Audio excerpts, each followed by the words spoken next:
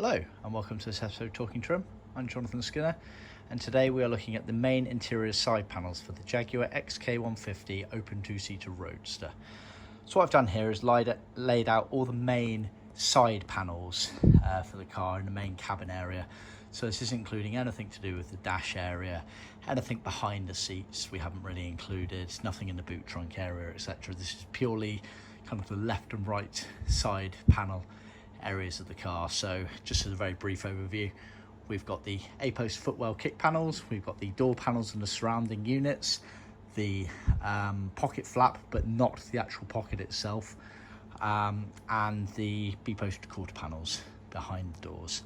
What I've done as well is I've laid out little gold ringlets. If there are two gold ringlets, it means that these are optional extras, i.e. they are outside the scope of our normal trim kits.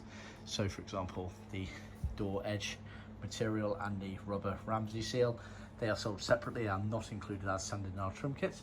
If you see a singular gold ringlet, it means that this part we supply material as standard in our trim kit to recover your original parts, but for an extra cost, i.e. an optional extra, we can supply them fully trimmed up, which is what we've done in this video here. So some of these elements here are fully trimmed up versions, whereas you would just get material retrim kits as part of the trim kit unless you specifically ordered the fully trimmed versions as part of our optional extra set. Let's dive on in. So this has all been done in Matador Red, all vinyl as per original specifications. So at the front of the car we've got the A-post footwell panels, so these go on the vertical kick panel, side panels in the footwells. It's for a left-hand drive, which is indicated by this cutaway here that was only applicable for left-hand drive models on the left-hand footwell panel. Millboard to allow for nice flex in the car to follow the curvature, although it goes the other way it would effectively curve up like that. They're trimmed all the way around apart from on the bottom edge where we leave a flap intentionally, so it allows you to tuck underneath your felts and carpets to attain the nicest finish. It's worth noting this air vent hole, heater hole here, that did change in shape.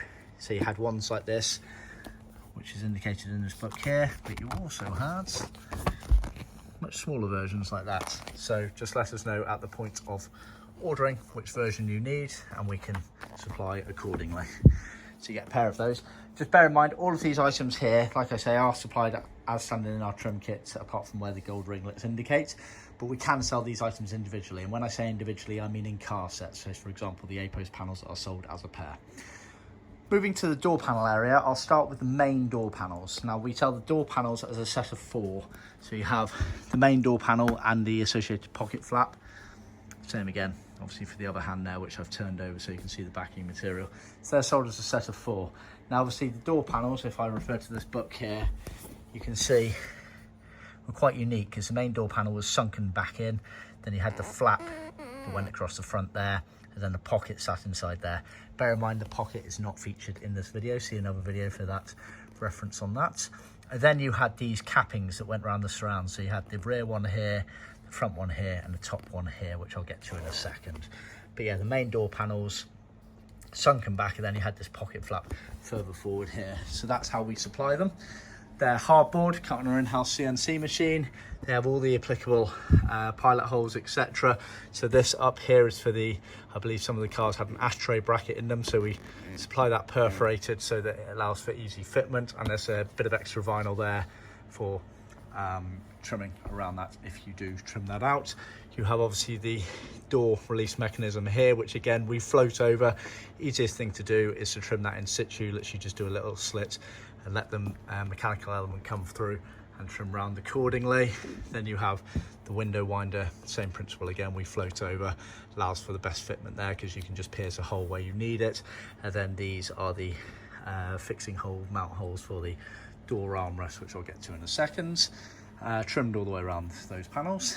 Then you get the pocket flap, which again is a hardboard material. It's got a rubber piping in the middle of it there. That is the correct size rubber piping. A lot of people get that wrong, and you can see the way that's been trimmed as well. It's lovely and straight on there.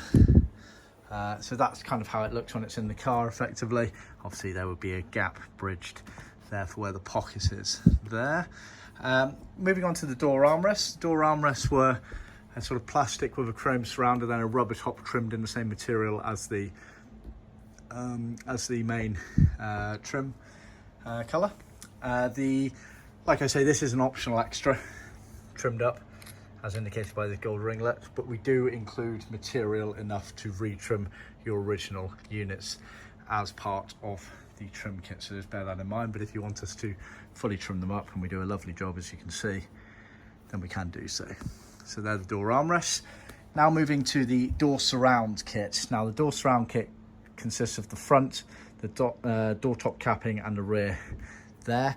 They are aluminium panels originally, and as indicated by these gold ringlets, we supply the material to recover your original cappings as standard in our trim kit, but for an extra cost we can supply brand new aluminium panels and metal panels rather to fully fit into your car straight away, so we trim them up as per this version here. So just bear that in mind. Nice sort of finish on them, and just refer to the book again. So we're talking about that panel there, the rear panel there, and the top panel there. So materials as standard, and then if you want us to trim them up, then it's an extra cost. It's worth bearing in mind at this stage as well that the surround cappings are different on the different 150s. The fixed head and drop head shared the cappings, but the Roadster was different. It had a curved top element there, so just bear that in mind. Now I'll move on to the lower doors. Lower doors are these material strips here to retrim the bodywork area of your car. Now I believe this is actually something that my father just added back in the 90s to spruce up the interior. I don't think it was an original piece, but we include it as standard in our trim kit anyway, and it's to retrim that bodywork area there. So we include that, but it's very much a, do you want to put it there or not? Up to you really. Oh sorry, I missed a piece. On the door surround kit as well, so the materials to recover the metal cappings, we also supply piping. This piping goes onto the actual bodywork of the car prior to putting the door in place, and it just goes round the very perimeter of the door. Now, a lot of cars left with and without the piping.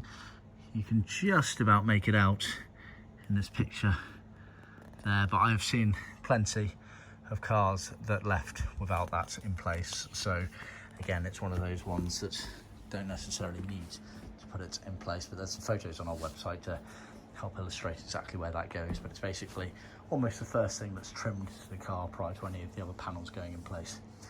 Moving further back, we have the B-post quarter panels. So they sit behind the seats, the doors effectively close on them here, and these are supplied as standard in the trim kit, fully trimmed up on new metalwork there.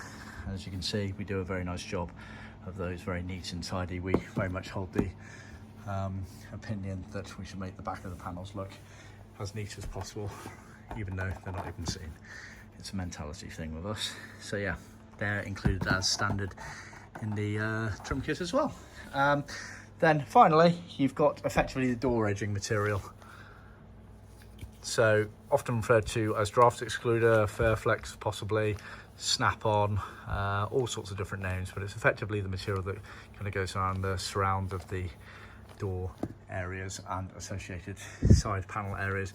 It is an optional extra. We do not include it as standard in our trim kit, and you do need the two pieces. So you have effectively the Fairflex, the furry stuff, which has a metal cross section there, but then you also have this rubber Ramsey seal, I believe they refer to it as, which goes on as well, both of which are sold separately to one another and are not included as standard in the trim kit. They are optional extras. I think that covers the bases. So yeah, hope I made that nice and clear.